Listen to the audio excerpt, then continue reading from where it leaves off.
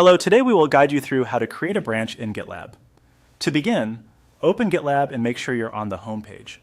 This is where you can access your main workspace and quickly navigate to the projects you're working on. If you're signed in already, you should see your dashboard and navigation options near the top of the page. From the home page, click on Projects. This will take you to the area where your repositories are listed. In GitLab, a branch is created inside a specific project, so this is the place where you'll first choose the repository you want to work in. Next, select the project you want to use from the project list. In this example, a demo project is opened. Once you click into the project, you'll land on that project's main page, where you can view files, activity, and repository details.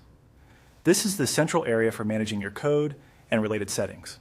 After that, look for the Branches section and click on it.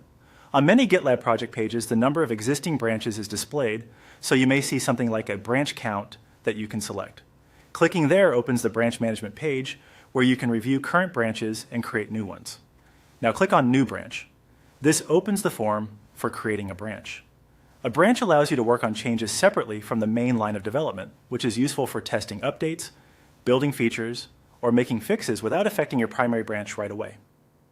Once the new branch page appears, enter a branch name. Choose a clear and descriptive name so it's easy to understand the purpose of the branch later.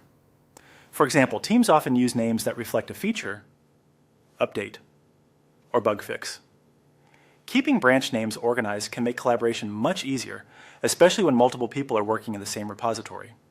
Finally, click Create Branch.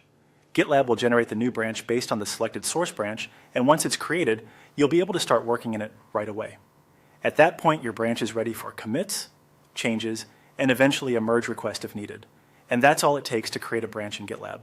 Following this process helps keep your work organized and makes it easier to manage changes safely within a project.